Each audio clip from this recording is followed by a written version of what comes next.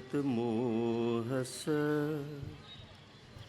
पभिन्नखिलस्य विजितविजयस्य अनीघस्य सुसमचित्तस्य बुद्धशीलस्य साधुपञ्यस्य वेशमन्तरस्य विमलस्य भगवतो तस्य सावकोऽस्मि।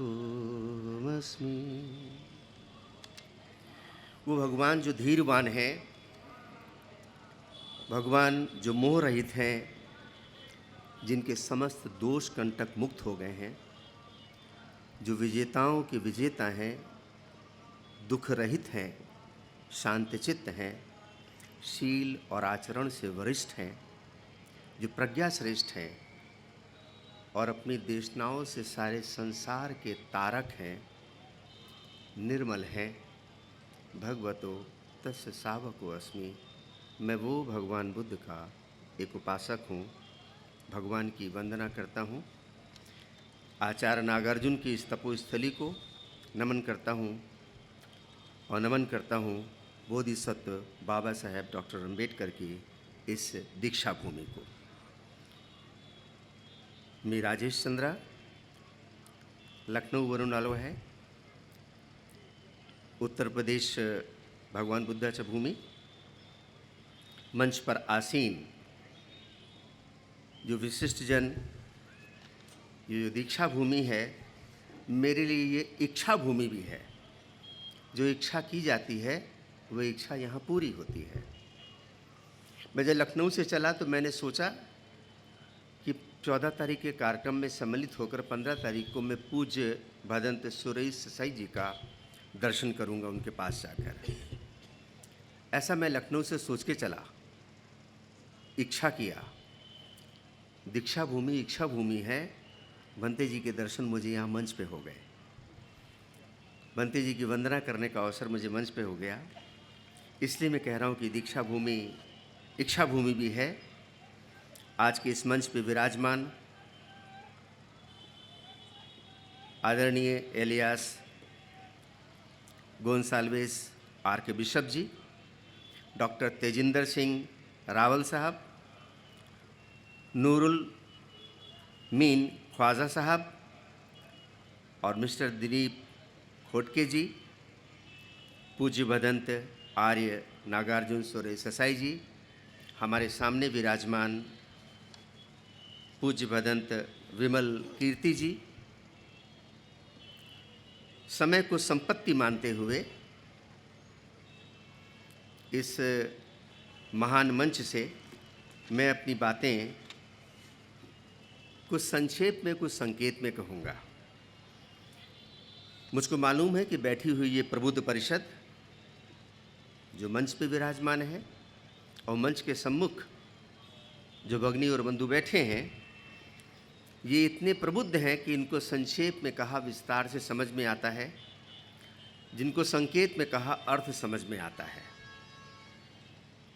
आप सब के अंदर विराजमान बुद्धत्व की संभावनाओं को नमन करते हुए, आपके बोधि चित्त की वंदना करते हुए, इस चतुपरिषद को भगवान ने धम्म के 4 खंभे कहे हैं, 4 स्तंभ कहे हैं, चतुपरिषद कही है। भिक्षु संघ, भिक्षुनी संघ, उपासक संघ, उपासिका संघ। और मैं भी पूरे परिसर को घूम के देख रहा हूँ कि वह चारों परिषद यहाँ विराजमान है। ऐसी चतुपरिषद को संबोधित करना अपने आप में बड़े गौरव की बात है। समय को संपत्ति मानते हुए मैं सीधे इस विषय के ऊपर बात शुरू करता हूँ। बाबा साहेब डॉक्टर अम्बेडकर का राष्ट्रवादी व्यक्तित्व, नेशनलिस्ट डॉक्टर अम्बेडकर, एक भगवान के समय की एक घटना है और उस घटना से मैं अपनी बात को जोड़ना चाहूँगा।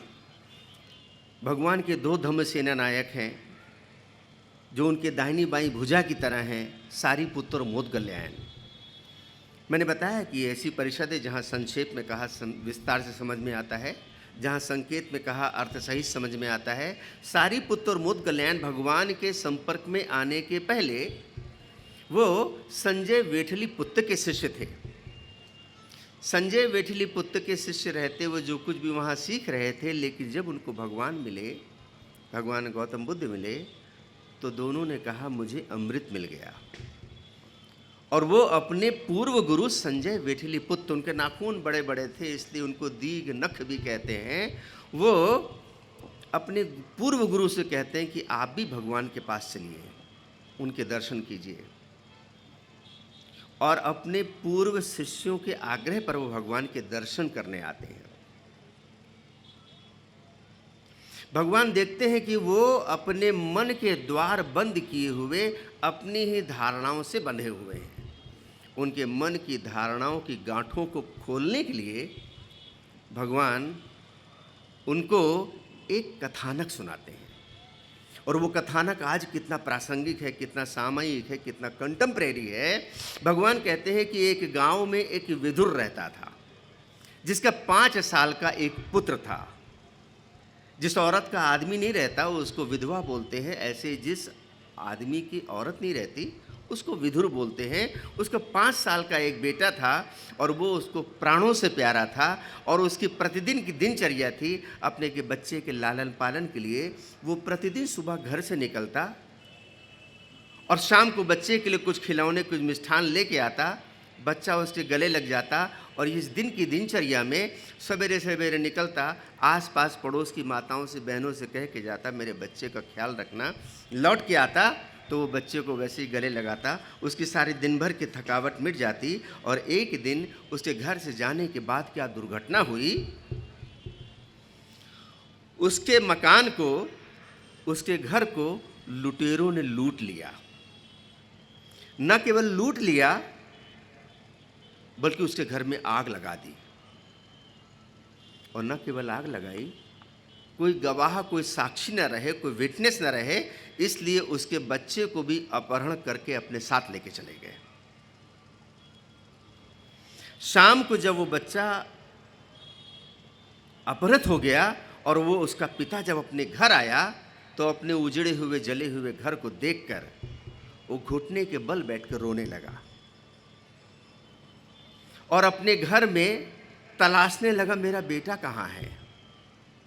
और जले हुए घर की राख के बीच में उसको हड्डियों के कुछ टुकड़े मिले और उसको लगा कि शायद मेरा बेटा भी जला दिया गया है।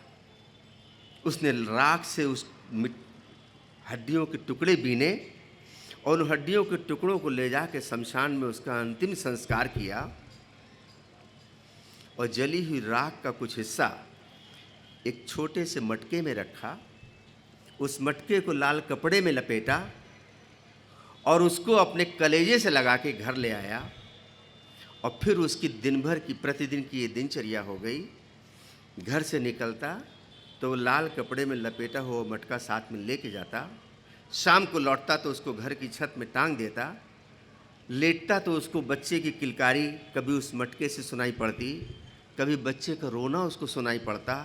सारे उसके माइंड के प्रोजेक्शन उस कलश में दिखाई देते और ऐसे उसके दिन कटने लगे। और क्या हुआ, एक लंबी अवधि के बाद वो बच्चा उन लुटेरों के चंगुल से छूटकर अपने घर आ गया। छुपते छुपाते रात के अंधेरे में घर आया और उसने घर के द्वार पे दस्तक दी तो अंदर से बाप बोल रहा है, कौन है? तो बच्चा बोल रहा है, पिताजी मैं आपका पुत्र हूँ। तो वो बाप कह रहा है, मेरा पुत्र? वो तो मर गया है, मैंने उसका अंतिम संस्कार कर दिया है। वो बच्चा फिर दस्तक दे रहा है, पिताजी मैं जिंदा हूं। वो आदमी अंदर से कह रहा है, ऐसा नहीं हो सकता, उसके अस्थि कलश मेरे पास है। भगवान इस कथानक के जरिए समझाना चाह रहे हैं कि अपनी धारणाओं से बंद व्यक्ति के द्वार पर जब सत्य भी दस्तक देता है तो उसके हृदय के द्वार खुलते नहीं हैं। वो दस्तक देता रहा और वो आदमी ये सोचता रहा कि शायद मेरे पुत्र प्रेम की हंसी उड़ाने के लिए, उपहास उड़ाने के लिए पड़ोस का कोई आदमी मेरे साथ मजाक कर रहा है। उसने दरवाज़ा नहीं खोला और आखिरकार बच्चा दस्तक देते देते हमेशा के लिए पिता को छोड़कर चला गया, उस घर को छोड़कर चला गया। हम इस कथानक को आज के संदर्भ में देखें तो इस देश में भी ऐसी ही एक दुर्घटना हुई। नालंदा का महाविहार जला दिया गया।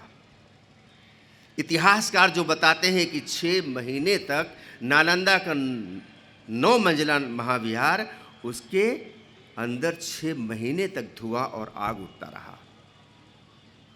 इस देश में बोधि वृक्ष को जड़ से काट दिया गया।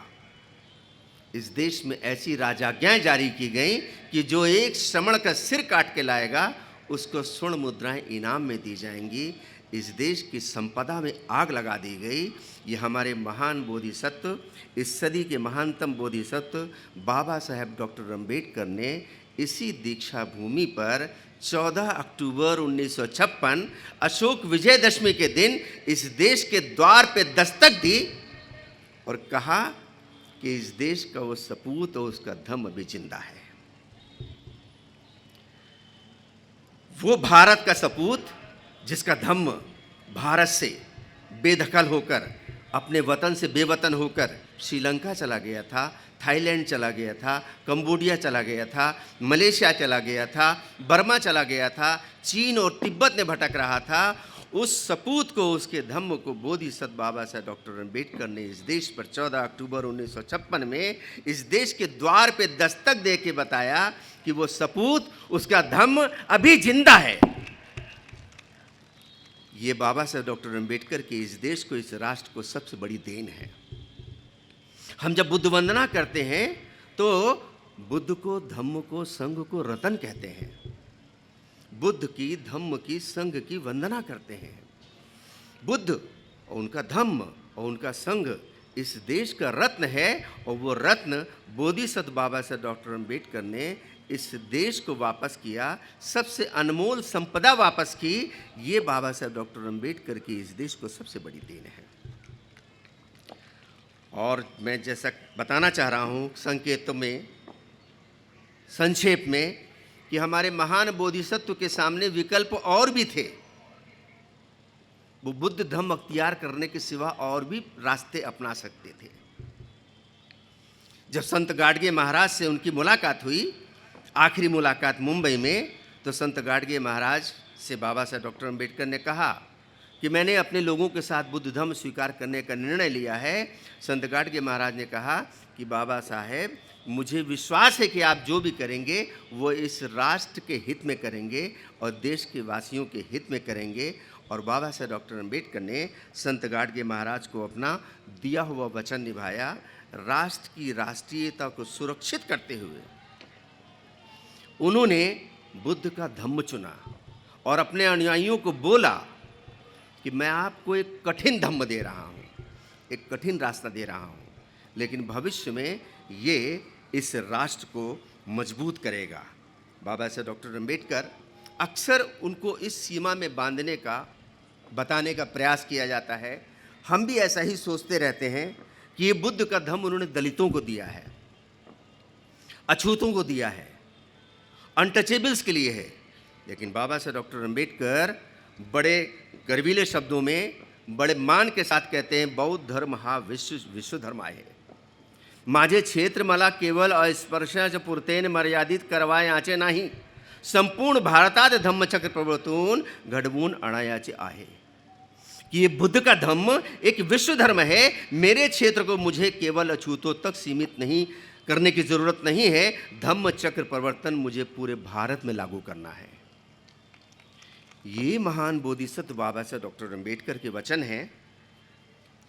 जो लोग ऐसा सोचते हैं कि ये दलितों का धर्म है, मैं उनकी सिर्फ थोड़ा सा वैश्विक परिदृश्य में बताना चाह रहा हूं कि यदि आज भी भारत एक बौद्ध राष्ट्र के रूप में अपनी आइकॉनिक प्रेजेंस, अपनी आइकॉनिक डेफिनेशन, अपनी छवि निर्मित करता है, तो भारत में कम से कम एशिया के 47 देश, छोटे बड़े मिलाकर 47 देश भारत के स्वाभाविक मित्र होंगे।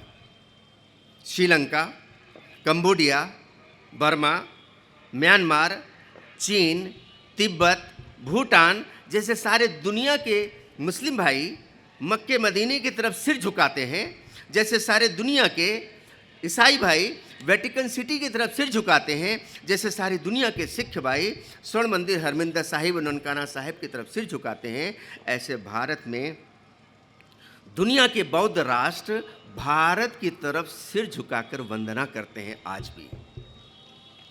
श्रीलंका में जो लोग सुबह जागते हैं तो भारत की तरफ हाथ जोड़कर ये भगवान की भूमि को देवभूमि की वंदना करते हैं। आप बड़े हैरान होंगे कि चीनी भाषा में स्वर्ग का मतलब होता है भारत। चीन के लोग भारत को स्वर्ग मानते हैं। यदि भारत एक बौद्ध राष्ट्र के रूप में अपनी पहचान निर्मित करता है तो ये दलितों के हित में नहीं, इस राष्ट्र के हित में होगा। यदि ऐसा भारत कर पाता है, और भारत करेगा, निश्चित करेगा, क्योंकि जो लोग सपना देख रहे हैं कि भारत कभी विश्व गुरु था, भारत को फिर से विश्व गुरु होना है, भारत पहले भी गौतम बुद्ध के कारण विश्व गुरु था और भारत भविष्य में भी गौतम बुद्ध के कारण ही विश्व गुरु होगा। ये छूत छात, ऊंच नीच, वर्ण भेद, इस व्यवस्था से आप अपनी कॉलोनी, अपनी बस्ती, अपने मोहल्ले में गुरु नहीं हो सकते। अगर कोई जान ले कि ये महिला, ये पुरुष ऊंच नीच की भावना वाला है, उसको मोहल्ले के बच्चे नमस्ते नहीं करते हैं, विश्व गुरु की कल्पना कहाँ से कर रहे हैं? सिर्फ भगवान बुद्ध की करुणा, मैत्री, समता, स्वतंत्रता, बंधुता, सिर्फ इन सिद्धांतों से ही भगवान बुद्ध के धम्म से भारत विश्व गुरु था और भविष्य में भी विश्व गुरु होगा। भगवान के सिद्धांतों से होगा। मैं बाबा साहेब डॉक्टर अम्बेडकर के कुछ राष्ट्रीय व्यक्तित्व के कृतित्व के थोड़े से अंशों के ऊपर संक्षेप में प्रकाश डालना चाहूँगा। एक किताब बाबा साहेब ने लिखी थी 1917 में, small holdings in India and their remedies. ये हर युग के महामानवों की एक आदत होता है, उनका व्यक्तित्व होता है, कृतित्व होता है, वो सिर्फ समस्याओं को नहीं उठाते, समस्याओं के साथ समाधान देते हैं, रेमेडीज देते हैं। Small holdings in India and their remedies. एक समय था जब भारत में एक ही किसान के छोटे छोटे खेत कई जगहों पे बिखरे हुए हुआ करते थे। बाबा साहब ने अध्ययन किया। ये महाराष्ट्र में वतनदारी प्रथा थी, गांव के छोर पर ज़मीनें दे दी जाती थी, उसकी खोद से अपनी आजीविका चलाते थे लोग। बाबा साहब ने इस समस्या का अध्ययन किया कि इसके कारण भारत अन्न उत्पादन में आत्मनिर्भर देश नहीं हो पा रहा है। बाबा साहब डॉक्टर अम्बेडकर ने इस समस्या का निदान दिया कि हमें कंसोलिडेशन करना चाहिए, खेतों को चकबंद करना चाहिए, खेतों को एक जगह बंदिश करनी चाहिए। और बाबा साहब डॉक्टर अम्बेडकर की लिखी उस किताब पर 1927 में ब्रिटिश गवर्नमेंट ने चकबंदी अधिनियम और कानून पारित किया। और जब भारत देश आज़ाद हुआ, बोधिसत्व बाबा साहब डॉक्टर अम्बेडकर ने इस देश को चकबंदी विभाग दिया, जिसके कारण खेत समेकित हो सके और भारत अन्न उत्पादन में आत्मनिर्भर देश बन सका। भारत में हरित क्रांति कामयाब हो सकी। एक समय था जो सूखा पड़ने पर, बाढ़ आने पर, भूकंप आने पर रूस और अमेरिका से गेहूं आयात करना पड़ता था। आज सुनामी आने पर, कहीं भूकंप आने पर, कहीं बाढ़ आने पर भारत अपने देश से गेहूं निर्यात करने की स्थिति में है। ये बाबा साहब डॉक्टर अम्बेडकर की देन है। जो बाबा साहब डॉक्टर अम्बेडकर को दलितों का मसीहा कहा करते हैं, मुझे उनसे बड़ी आपत्ति है। ये जो अन्न उत्पादन में देश आत्मनिर्भर हुआ है, सिर्फ दलित उससे लाभान्वित हो रहे हैं क्या? सारा राष्ट्र लाभान्वित हो रहा है। बाबा साहब डॉक्टर अम्बेडकर ने 1918 में एक किताब लिखी थी, जिसका जिक्र अभी डॉक्टर तेजिंदर सर ने किया था। वो उसी की बात को आगे जोड़ते हुए, द प्रॉब्लम ऑफ रूपी, इट्स ओरिजिन एंड सॉल्यूशन। इस किताब ने पूरी दुनिया में एक तहलका मचा दिया था। ब्रिटिश गवर्नमेंट के खिलाफ दुनिया के अखबारों में लिखा जाने लगा था। BBC लंदन में उसके ऊपर वार्ताएं होने लगी थीं। बाबा साहब डॉक्टर अम्बेडकर ने आंकड़ों के साथ सिद्ध किया था कि ब्रिटिश गवर्नमेंट की नीति भारत की अर्थव्यवस्था को अंदर से खोखला कर रही है। पाउंड को मजबूत कर रही है, रुपये को कमज़ोर कर रही है और दुनिया में प्रचार कर रही है कि हम भारत को समृद्ध बना रहे हैं। ये और जैसे कि किसी समय कार्ल मार्क्स ने आंकड़ों के साथ सिद्ध किया था, दास कैपिटल नामक क्रांतिकारी किताब लिखी, आंकड़ों के साथ सिद्ध किया कि पूंजीवादी व्यवस्था गरीब को गरीब, अमीर को अमीर बना रही है। ऐसे बाबा साहब डॉक्टर अम्बेडकर ने द प्रॉब्लम ऑफ रूपी, इट्स ओरिजिन एंड सॉल्यूशन, मैंने बताया कि हर युग के महामानव की एक कृतित्व होता है, व्यक्तित्व होता है, सिर्फ समस्याएं नहीं उठाते, सॉल्यूशन देते हैं। प्रॉब्लम ऑफ रूपी, its origin and solution. British government की जब बहुत ज़्यादा बदनामी होने लगी तो ब्रिटिश गवर्नमेंट ने उसके ऊपर एक जांच आयोग गठित किया, जिसको हिल्टन, यंग हिल्टन कमीशन कहते हैं और उसको कुछ लोग रॉयल कमीशन भी कहते हैं। रॉयल कमीशन के नाम से ज़्यादा मशहूर है। बाबा साहब डॉक्टर अम्बेडकर को उस कमीशन के सामने आमंत्रित किया गया अपने तथ्यों को साबित करने के लिए, और बाबा साहब डॉक्टर अम्बेडकर रॉयल कमीशन के सामने अपने लिखे हुए तथ्यों को सिद्ध करने में कामयाब रहे। स्वाभाविक सी बात है कि भारत की इस समस्या का समाधान क्या है, ये बाबा साहब डॉक्टर अम्बेडकर की संस्तुति थी, रिकमेंडेशन था कि भारत का अपना एक रिजर्व बैंक होना चाहिए। और बाबा साहब डॉक्टर अम्बेडकर के रिकमेंडेशन पर 1 अप्रैल 1935 को रिजर्व बैंक ऑफ इंडिया अस्तित्व में आया। आज हर किसी की जेब में जो 1 रुपये से लेकर 2000 रुपये तक का नोट है, ये बाबा साहब डॉक्टर अम्बेडकर दलितों के मसीहा हैं। निकाल के फेंको जेब से note, reserve bank of India का नोट अपनी जेब में लेके घूमते हो और बाबा साहब को बदनाम करते हो। उनमें थोड़ी सी हमारी भी कमी है, हम भी उनको दलितों का मसीहा कहते रहते हैं। जैसे कि हम हिमालय पर्वत को कहते रहे कि वो हमारी बस्ती का रक्षक है। जो जियोग्राफी के स्टूडेंट है वो जानते हैं कि हिमालय हमारी उत्तरी सीमा का रक्षक है, भारत का रक्षक है। ऐसे बाबा साहब डॉक्टर अम्बेडकर इस देश के रक्षक हैं। कुछ लोग इस रूप में प्रचारित करते हैं कि संविधान समिति का अध्यक्ष बनाकर बाबा साहब डॉक्टर अम्बेडकर पर या इस देश के लोगों पर, इस देश के दलित पिछड़े लोगों पर कोई एहसान किया गया है, लेकिन ऐसी बात नहीं है। बाबा साहब ऐसे आकस्मिक रूप से अचानक किसी के मन के अंदर विचार नहीं कौंध गया कि डॉक्टर अम्बेडकर संविधान निर्मात्री समिति के उसकी ड्राफ्टिंग कमेटी के चेयरमैन हो जाएंगे। पंडित जवाहरलाल नेहरू भारत के प्रधानमंत्री ये चाहते थे, और ये भारत का बड़ा गौरव है कि पहली संसद में जितने भी अगली पंक्ति के कतार के नायक थे, चाहे पंडित जवाहरलाल नेहरू हों, सरदार वल्लभ भाई पटेल हों, बाबा साहब डॉक्टर अम्बेडकर हों, लाला लाजपत राय हों, ये सब लोग अगली कतार के नायक, इनके पास सोचने का वैश्विक नज़रिया था। इन्होंने दुनिया देखी थी, अमेरिका देखा था, इंग्लैंड देखा था, यूरोप देखा था, जर्मनी देखा था, और सब किसी के मन में अपनी तरीके से एक तमन्ना थी कि भारत को हमें दुनिया की प्रतिस्पर्धा में अग्रणी देश बनाना है। ऐसे पंडित जवाहरलाल नेहरू के मन में भी था कि भारत का संविधान सर आइवर जेनिक्स को लिखना चाहिए। सर आइवर जेनिक्स ने दुनिया के 6 देशों के संविधानों को अपना परामर्श दिया था, कंसल्टेंसी दी थी, और दुनिया के 6 देशों के संविधानों को विशेषज्ञ थे। तो पंडित जवाहरलाल नेहरू के मन में स्वाभाविक सी बात थी कि भारत जैसे विविधतापूर्ण देश के लिए एक संविधान विशेषज्ञ चाहिए। और उन्होंने अपनी बहन विजयलक्ष्मी पंडित को लंदन में चिट्ठी लिखी, जो कि उस समय दूतावास की राजदूत थी, और उनको चिट्ठी लिखी कि आप सर आइवर जेनिक्स को संपर्क करिए और उनसे निवेदन करिए कि भारत के प्रधानमंत्री भारत का संविधान सर आइवर जेनिक्स से लिखाना चाहते हैं। विजयलक्ष्मी पंडित उस पत्र को लेकर सर आइवर जेनिक्स के पास गई। सर आइवर जेनिक्स ने जो जवाब दिया, वो जवाब आप सबका सीना गर्व से फुला देगा।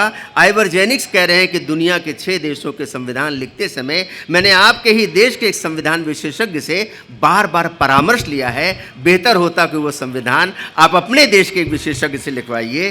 तो सरोजनी पंडित कहें हमारे देश में ऐसा कौन सा व्यक्ति है कि आपके देश में डॉक्टर B.R. अम्बेडकर हैं, जिन्होंने दुनिया के संविधानों का अध्ययन किया है।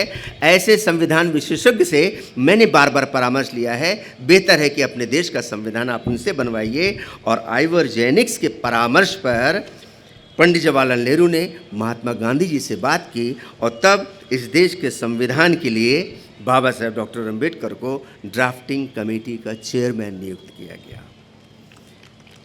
आज इस संविधान से पूरा देश सांस ले रहा है और फिर भी जब हम उनको कहते हैं या लोग भी कहते हैं दलितों के मसीहा, तो मुझे थोड़ा सा संकोच होता है कि हम हिमालय पर्वत को एक छोटी सी बस्ती का रक्षक बता रहे हैं। बाबा साहेब डॉक्टर अम्बेडकर 1928 में 28 जुलाई 1928 को मुंबई लेजिस्लेटिव कमेटी में एक क्रांतिकारी ऐतिहासिक बिल लाते हैं। उसके पहले वहाँ के जितने भी मजदूर हुआ करते थे, मिलें हुआ करती थी, उन मिलों मजदूरों में जब हमारी कोई माता गर्भावस्था में होती थी तो उसकी गर्भावस्था को with in inverted comma accident ऐसा लिखकर उसको नौकरी से निकाल दिया जाता था।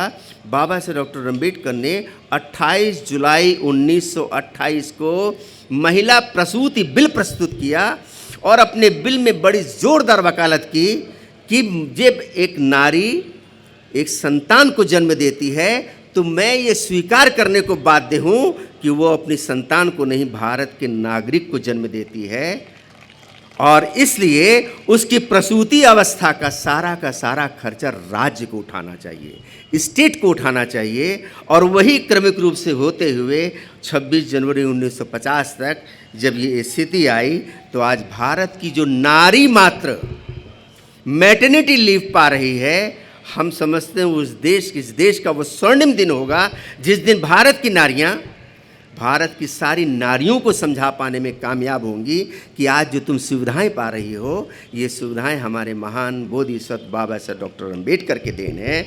और आप इस बात को अपने सीने से निकालो कि वो सिर्फ दलितों के मसीहा हैं, वो इस राष्ट्र के नायक हैं। हमें इस बात को समझना होगा। बाबा साहेब डॉक्टर अम्बेडकर उसी अवधि में, जिस अवधि में मैंने इस बिल की बात की, उसी अवधि में वो मजदूर हितों के क्रमिक बिल लाते हैं। चूँकि इतने प्रबुद्ध लोग बैठे हैं, इतने प्रबुद्ध लोगों के बीच में मैं एक एक बात को बहुत ही माइन्यूट डिटेल के साथ, तारीखों के साथ करना उचित नहीं समझ रहा हूँ। मुझे मालूम है थोड़ा सा कहा ज़्यादा समझेंगे। पुराने समय में लोग चिट्ठियाँ लिखते थे कि थोड़ा लिखा है ज़्यादा समझना, ऐसे में थोड़े में अपनी बात कह रहा हूँ। बाबा साहेब डॉक्टर अम्बेडकर ने मजदूर हितों में कम से कम 7 क्रमिक बिल पेश किए, जिसमें मजदूरों की न्यूनतम मजदूरी, उनके वर्किंग आवर, मजदूर दुर्घटना हो जाए तो कंपनसेशन, इंश्योरेंस, इन सब को बिल पास किया। और जब देश आज़ाद हुआ, भारत का संविधान बना, तो बाबा साहेब डॉक्टर अम्बेडकर ने इस देश को श्रम मंत्रालय दिया। ये जितने श्रमिक हैं खाली दलित हैं क्या? सारे के सारे श्रमिक बंधु इसका लाभ पा रहे हैं। और फिर भी ऐसा कहना कि बाबा साहेब डॉक्टर अम्बेडकर सिर्फ दलितों के मसीहा हैं, ये उस महामानव के व्यक्तित्व को छोटा करना है। मैं बाबा साहेब डॉक्टर अम्बेडकर के संविधान सभा के सामने 25 नवंबर 1949 को दिए गए बड़े विद्वतापूर्ण भाषण में वो बहुत ही लंबा सा व्याख्यान देते हैं और उस लंबे से व्याख्यान के बीच में बात पूरी करने के बाद फिर कहते हैं कि मैं अपनी बात यहीं पे ख़त्म कर देता, लेकिन कुछ बातें हैं जो मुझे अंदर से व्यथित कर रही हैं और जिसके कारण से मैं अपने आप को रोक नहीं पा रहा हूँ। जो पहली बात मुझे व्यथित कर रही है कि कहीं हम अपनी आज़ादी को गंवा तो नहीं देंगे। ये बाबा साहेब डॉक्टर अम्बेडकर बड़े व्यथित मन से अपनी चिंताओं को व्यक्त करते हैं और वो कहते हैं कि हमारी चिंता की वजह क्या है कि आज से हम संविधान के द्वारा राजनीतिक रूप से समता, स्वतंत्रता, बंधुता और न्याय के युग में प्रवेश करेंगे, लेकिन सामाजिक और आर्थिक रूप से हम विषमता को जीते भी रहेंगे। और जितनी देर तक ये सामाजिक और राजनीतिक विषमता बनी रहेगी, हमारा राष्ट्र कमज़ोर बना रहेगा। जितनी जल्दी हो सके इन विषमताओं को भर देना चाहिए। और उसी में बाबा साहेब डॉक्टर अम्बेडकर बड़ा ही हृदय विदारक एक शब्द कहते हैं कि जातियां राष्ट्र विरोधी तत्व हैं, कास्ट आर एंटी नेशनल। आज की तारीख में ये एंटी नेशनल शब्द, राष्ट्रद्रोह शब्द, राष्ट्र विरोधी शब्द कुछ अलग अर्थ लेके गूंज रहा है, लेकिन सच में यदि कुछ राष्ट्र विरोधी है तो जात को मानना राष्ट्र विरोध है, जातिवादी होना राष्ट्र विरोध है। जाति के उन्मूलन के बिना आप राष्ट्र को मजबूत नहीं कर सकते। और बाबा साहेब डॉक्टर अम्बेडकर बड़े व्यथित मन से कहते हैं कि जब लोग कहते हैं मैं पहले भारतीय हूँ, बाद में हिंदू, मुसलमान या सिख, ईसाई हों तो मुझे अच्छा नहीं लगता है। मैं चाहता हूं कि लोग पहले भारतीय हों, बाद में भारतीय हों और अंत तक भारतीय रहें, भारतीय के सिवा कुछ न रहें। मधु लिमये कहते हैं कि बाबा साहब डॉक्टर अम्बेडकर के इस एक कथन के सामने उनके समकालीन सारे राष्ट्रवादियों के कथन फीके पड़ जाते हैं। मैं कहना चाह रहा हूं न केवल उनके समय में बल्कि आज के समय में भी सारे राष्ट्रवादियों के कथन बाबा साहब डॉक्टर अम्बेडकर के इस एक कथन के आगे फीके हैं। राष्ट्रवाद का मतलब है कि हम बाबा साहब डॉक्टर अम्बेडकर के इस मंतव्य को, इस ध्येय को अपने हृदय में धारण करें। हम भारतीय हैं और भारतीय को अंत तक भारतीय रहेंगे। ये दुनिया में ये अनूठा देश है भारत, जिसने दुनिया को दो ऐसे रत्न दिए हैं, जेम्स दिए हैं। भारत में आपको ऐसा दूसरा व्यक्तित्व नहीं मिलेगा जिसकी सारी दुनिया में पूजा होती हो। और वो दो रत्न कौन से हैं? एक हमारे भगवान बुद्ध। दुनिया के किसी देश में जाइए, हर देश की यूनिवर्सिटी में आपको बुद्धिज़्म के ऊपर एक फैकल्टी मिलेगी। हर देश में आपको बुद्ध विहार मिलेगा। शायद कोई देश होगा जहां बुद्ध विहार ना हो। दुनिया के हर देश में एक बुद्धिस्ट मॉनेस्ट्री मिलेगी, मेडिटेशन सेंटर मिलेगा और बुद्धिज़्म के ऊपर एक्टिविटीज़ मिलेंगी। और दूसरे हमारे महान व्यक्तित्व बोधिसत्व बाबा साहब डॉक्टर अम्बेडकर हैं। अभी इस सदी में भारत का एक भी व्यक्तित्व ऐसा नहीं है जिसकी दुनिया के विश्वविद्यालयों में मूर्तियां स्थापित हों, प्रतिमाएं स्थापित हों।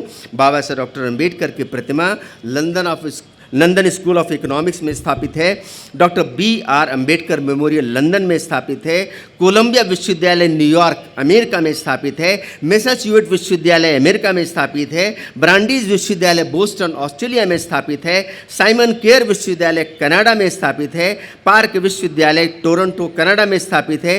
बोस्टन विश्वविद्यालय सिडनी ऑस्ट्रेलिया में स्थापित है। मेलबर्न विश्वविद्यालय ऑस्ट्रेलिया में स्थापित है। साइमन केयर विश्वविद्यालय जापान में स्थापित है। अम्बेडकर इंस्टीट्यूट हंगरी में स्थापित है। मुझे भारत के एक व्यक्ति का नाम बताइए जिसका दुनिया की इतनी यूनिवर्सिटीज़ में मूर्तियां लगी हों। ये भारत, बाबा साहब डॉक्टर अम्बेडकर, हम देख रहे हैं कि यहाँ अभी भी कुछ लोग उनको लोकल थॉट के रूप में लेते हैं या लोकल पर्सनालिटी के रूप में लेते हैं। लेकिन अमेरिका के कोलोराडो स्टेट में, मिशिगन स्टेट में, मेरीलैंड स्टेट में पिछले साल 2022 में 14 अक्टूबर को इक्विटी डे के रूप में ऑर्डिनेंस घोषित हुआ अमेरिका के स्टेट्स में। और इस साल इक्विटी वीक के रूप में सेलिब्रेट हुआ है। बाबा साहब डॉक्टर अम्बेडकर की स्मृति में अमेरिका के राज्यों में लगातार हर स्टेट में इक्विटी डे, इक्विटी वीक के रूप में बाबा साहब डॉक्टर अम्बेडकर विस्तारित होते जा रहे हैं। बाबा साहब डॉक्टर अम्बेडकर की नीतियाँ, जैसा कि भी हमारे पूर्व वक्ता ने संकेत दिया कि यूएनओ ने बाबा साहब डॉक्टर अम्बेडकर की नीतियों को यथावत स्वीकार किया है। हंगर रिमूवल के लिए, भुखमरी को मिटाने के लिए अभी वर्तमान यूएनओ के चेयरमैन, जनरल सेक्रेटरी गुटेरस ने जो बाबा साहब डॉक्टर अम्बेडकर के प्राविधान हैं भुखमरी मिटाने के, वो प्राविधानों को संयुक्त राष्ट्र संघ में अडॉप्ट कर लिया गया है। क्योंकि ये दुनिया की समस्या है।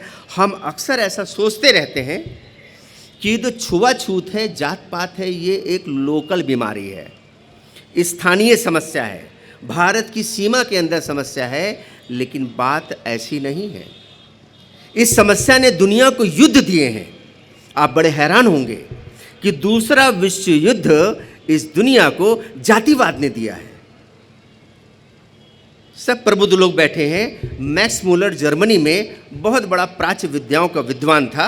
उसने भारत के बहुत सारे प्राच्य ग्रंथों का जर्मन भाषा में अनुवाद किया था और उसने अनुवाद किया था मनुस्मृति का।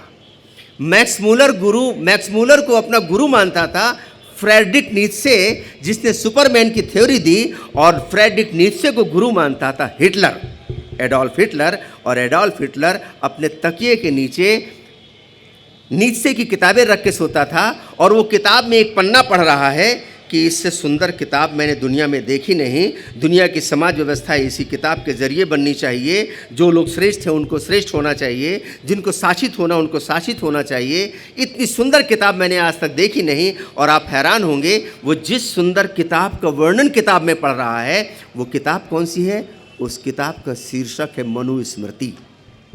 हिटलर पढ़ रहा है और उसने उसके दिमाग को इतना दूषित किया जिसने इस धरती को विश्व युद्ध दिया है। हम सोचते हैं कि स्थानीय समस्या है। हमारे बाबा साहब डॉक्टर अंबेडकर बड़े प्रबल शब्दों में कहते हैं, if Hindu migrates to other region on earth, Indian caste would become a world problem. कि जब भारत के लोग दुनिया में माइग्रेट करेंगे तो ये एक दिन जातीय समस्या वैश्विक समस्या बन जाएगी। अभी जल्दी ही अमेरिका में सिएटल सिटी के अंदर कास्ट डिस्क्रिमिनेशन को बैन करने के लिए एक ऑर्डिनेंस पारित हुआ और ऐसा ही ऑर्डिनेंस टोरंटो कनाडा में पारित होने जा रहा है और ऐसा ही ऑर्डिनेंस अमेरिका के लगभग सब स्टेट में पारित होने जा रहा है। जब इस बात का ओरिजिन उठता है कि ये जात कहाँ से आ गई अमेरिका में, ये जात कहाँ से आ गई कनाडा में, तो शर्म से हमारा सिर झुक जाता है कि जात हमारे देश से आ जाती है, हमारे देश से जातिवाद जाता है। लेकिन हमारे पास गर्व करने के साधन भी हैं कि हमारे देश से युद्ध नहीं बुद्ध भी जाते हैं, हमारे देश से बोधिसत्व बाबा साहब डॉक्टर अंबेडकर भी जाते हैं। मैं अपनी बात को अपने अंतिम चरण में लाने के लिए कहना चाहूँगा कि लोग चिंतित रहते हैं कि बाबा साहब डॉक्टर अंबेडकर के संविधान के साथ छेड़छाड़ हो रही है, संविधान में संशोधन हो रहा है, परिवर्तन हो रहा है, आदि इत्यादि बहुत सारी बातें होती रहती हैं। लेकिन हम आपको आश्वस्त करना चाहते हैं, बाबा साहब डॉक्टर अंबेडकर ने इस देश को एक संविधान नहीं दिया है, इस देश को 3 संविधान दिए हैं। ये थोड़ा सा मेरा मेटाफर स्टेटमेंट है। 3 संविधान दिए हैं। पहला संविधान जिसकी प्रस्तावना की शुरुआत होती है, we the people of India, हम भारत के लोग, हम सब इससे वाकिफ़ हैं। बाबा साहब डॉक्टर अंबेडकर ने ये संविधान देश को दिया है। दूसरा संविधान बाबा साहब डॉक्टर अंबेडकर ने जो देश को दिया और वास्तव में संविधान लिखने से अधिक उस पर मेहनत की, वो दिया Hindu code bill. Hindu code bill पर बाबा साहब डॉक्टर अंबेडकर ने संविधान से भी ज़्यादा मेहनत की थी, जो पारित नहीं हो सका, जिसके कारण संसद से उन्होंने इस्तीफा दिया। लेकिन हिंदू कोड बिल के एक एक प्रावधान क्रमिक रूप से संसद में पारित होते रहे, जिसके कारण आज भारत की समस्त महिलाओं को शिक्षा में, राजनीति में, दत्तक संतान लेने में, अंतर जातीय विवाह करने में, सब तरीके की जो आज़ादियाँ और जो कानूनी इनको हक मिले हैं, पिता की संपत्ति में अधिकार, ये सब बाबा साहब डॉक्टर अंबेडकर के हिंदू कोड बिल की देन है। और तीसरा संविधान बोधिसत्व बाबा साहब डॉक्टर अंबेडकर ने जो इस देश को दिया है, हम सिर्फ इस तीसरे संविधान को बचा लें तो सारे विधान, सारे शासन हमारे हाथ में होंगे। और वो तीसरा संविधान है बुद्धा एंड इस धम्मा, द बुद्धा एंड इस धम्मा। मैं अपनी बात को अंतिम चरण में लाने के पहले कुछ बातों को संक्षेप में क्रमिक रूप से प्रस्तुत कर देना ज़रूरी समझ रहा हूँ। बुद्धा एंड इस धम्मा बाबा साहब डॉक्टर अंबेडकर ने 5 दिसंबर 1956 की रात को समापन किया। उसकी भूमिका लिखी ऐसा डॉक्टर भदंत आनंद कौसलायन अपनी पुस्तक में लिखते हैं। डॉक्टर भदंत आनंद कौसलायन के वचन है कि इस देश में बहुत से बाबा हुए और इस देश में बहुत से साहेब हुए, लेकिन बाबा साहेब सिर्फ एक हुए। डॉक्टर भदंत आनंद कौसलायन इसका जिक्र करते हैं। और 6 दिसंबर 1956 को हमारे महान बोधिसत्व बाबा साहेब डॉक्टर अंबेडकर महायात्रा पर निकल गए और 14 अक्टूबर 1956 को बाबा साहेब डॉक्टर अंबेडकर इसी भूमि पर बुद्ध धम्म का डंका बजाकर बुद्ध धम्म की स्थापना करके उसके 1.5 महीने के बाद हमारे बीच से चले गए। डॉक्टर भदंत राहुल संकीर्त्यायन कहते हैं, महापंडित राहुल संकीर्त्यायन, कि बाबा साहब डॉक्टर अंबेडकर ने भारत में धम्म का ऐसा खंभा गाड़ दिया है जिसे अब कोई उखाड़ नहीं सकता। और उसको कैसे उखाड़ा जा सकता है? जिसको खंभे को संभालने के लिए यहाँ इतने लोग मौजूद हों। ये कहीं से हिलने भी नहीं पाएगा, कहीं से आँच भी नहीं आने पाएगा। हम हमेशा एक नारा देते रहते हैं, बाबा तेरा मिशन अधूरा, हम सब मिलकर करेंगे पूरा। उत्तर भारत में ये नारा बहुत धूमधाम से चलता है, बाबा तेरा मिशन अधूरा, हम सब मिलकर करेंगे पूरा। और हम इस नारे को लगाने वाले लोगों से अक्सर पूछते हैं बाबा का मिशन है क्या, तो ज़्यादातर लोग चुप्पी साध जाते हैं। बाबा का मिशन सिर्फ 5 शब्दों में है, सिर्फ 5 शब्दों में। समता, स्वतंत्रता, बंधुता और न्याय का समाज स्थापित करना बाबा साहेब का मिशन है। समता, स्वतंत्रता, बंधुता, न्याय का समाज स्थापित करना बाबा का मिशन है। और 5वां है भारत को बुद्धमय बनाना। भारत को बुद्धमय बनाने का तात्पर्य ये नहीं है सबको बुद्धिस्ट बना देना है। इट्स नेवर पॉसिबल, ऐसा कभी ना हुआ है ना कभी होगा। जीसस क्राइस्ट से बड़ा तो कोई व्यक्ति नहीं है ना ईसाइयों के लिए, और वो सारी दुनिया के लोगों को ईसाई नहीं बना सके। हजरत मोहम्मद से बड़ा कोई मुस्लिम नहीं है। इस्लाम के संस्थापक हैं, वो सारी दुनिया के लोगों को मुस्लिम नहीं बना सके। गुरु नानक से बड़ा कोई सिख में गुरुओं में गुरु नहीं है, वो सारी दुनिया को सिख नहीं बना सके। और भगवान बुद्ध सारी दुनिया के लोगों को बौद्ध नहीं बना सके। महावीर सारे लोगों को जैन नहीं बना सके, तो आप सारे भारत को, सारी दुनिया को बौद्ध बना देंगे? संभव नहीं है। लेकिन सारी दुनिया को आप ये जरूर सिखा सकते हैं कि बुद्ध की करुणा क्या है, बुद्ध का धम्म क्या है, बुद्ध की मैत्री क्या है, बुद्ध की दया क्या है, समता क्या है, स्वतंत्रता क्या है। हम ये बता पाने में कामयाब हुए। ये भारत को बुद्धमय बनाना है। बाबा साहब डॉक्टर अम्बेडकर के महाप्रयाण के बाद 50 साल के बाद, वो बौद्धों में शास्त्रीय भाषा में त्रिकाया का सिद्धांत है। त्रिकाया, निर्माण काया, संयोग काया और धम्म काया। मैं उनके शास्त्रीय विस्तार में नहीं जाऊंगा। बाबा साहेब जैसे व्यक्तित्व जो बोधिसत्व हैं, इनकी धम्म काया, स्थूल काया शांत होने के बाद भी काम करती रहती है। बाबा साहेब डॉक्टर अम्बेडकर के महाप्रयाण के 50 साल के बाद 2006 में बोधगया में दुनिया के सारे देश इकट्ठा होकर एक संकल्प लेते हैं कि हम यहाँ बोधगया में बोधि वृक्ष की छांव में प्रत्येक बरस त्रिपिटक का संगायन करेंगे। त्रिपिटक का संगायन करेंगे।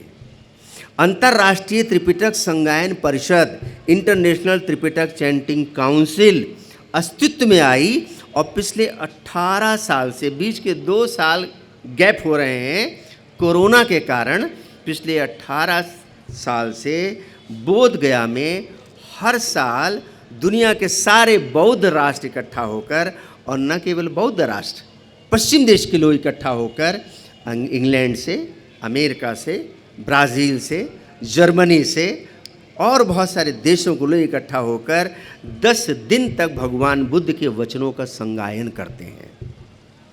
मैंने त्रिपिटक, और ये मुझे बताते हुए हर्ष हो रहा है कि 2006 की वो त्रिपिटक संगायन से लेके आज 2023 तक राजेश चंद्रा उसमें प्रति वर्ष शामिल होते हैं। मैंने 2017 में त्रिपिटक संगायन के सारे आयोजकों से कहा, आपका ये संगायन, आपको पता है आप क्या कर रहे हैं? आप भारत के प्राणों में धम्म फूंक रहे हैं और भारत के लोगों को पता ही नहीं कि आप कर क्या रहे हैं।